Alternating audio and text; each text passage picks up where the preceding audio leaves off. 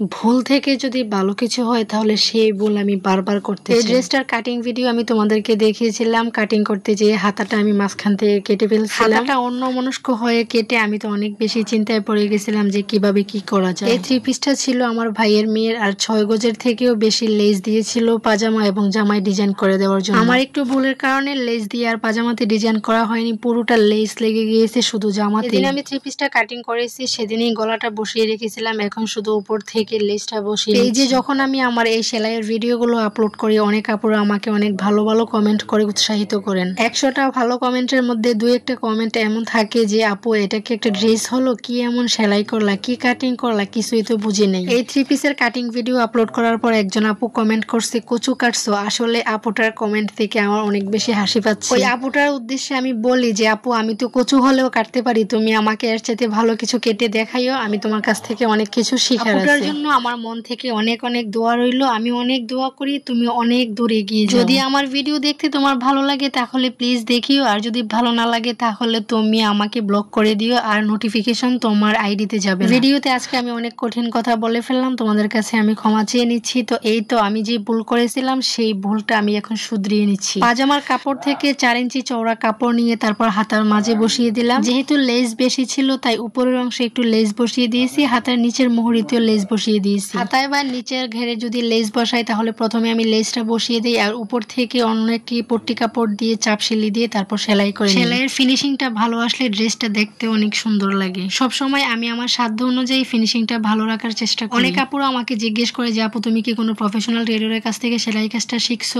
জি না আপু, আমি কোনো প্রফেশনাল টেলরের কাছ থেকে সেলাই কাজটা শিখি না। আমার রিলেটিভদের মধ্যে অনেকে আছে যারা সেলাই কাজটা খুব ভালো জানে, তাদের কাছ থেকে আমি বেসিক আইডিয়া নিয়েছিলাম, আর বাকি ফুল কাজটা আমার ইউটিউব থেকে একটু একটু করে দেখে দেখে শিখা। তো অনেক আপুরা আমাকে জিজ্ঞেস করো যে আপু নিচের ঘেরে তুমি কিভাবে লেসটা বসাও, প্লিজ আমাদেরকে দেখিও। কামিজের 1.5 ইঞ্চি উপরে এভাবে আমি লেসটাকে একটা সেলাই করে বসিয়ে নিই, তারপর কাপড়টাকে মুড়িয়ে ভাঁজ দিয়ে লেসের উপর রেখে আরেকটা চাপ সেলি দিয়ে নিই। দয়া করে তোমরা একটু মনোযোগ দিয়ে ভিডিওটা দেখো যে কিভাবে আমি নিচের ঘেরে লেসটা বসিয়ে নিচ্ছি। আশা করি তোমরা সেটা বুঝতে পারবে। এখন অনেকে আবার জিজ্ঞেস করতে পারো যে আপু তুমি নিচ থেকে যে এভাবে ভেঙে সেলাই করো তাহলে কি কামিজের লংটা কম হয়ে যাবে? সেলাই করার জন্য তো আমরা এভাবে 2 ইঞ্চি বা 1.5 ইঞ্চি সব সময় কামিজের লম্বাটা বাড়িয়ে নিয়ে থাকি। যার যতটুকু লম্বা রাখা দরকার ততটুকু লম্বা রেখে এভাবে সেলাই করলে কখনো কামিজের লংটার কম হবে না। সোজা পাশ থেকে তো আমি চাপ সেলাই দিয়ে নিলাম, সাথে লেসটাও বসানো ডান। এখন উল্টা পাশ থেকে আমি আরেকটা চাপ সেলাই দিয়ে নিচ্ছি। এখন দেখো কামিজের নিচের ঘেরের ফিনিশিংটা কত বেশি সুন্দর আসছে।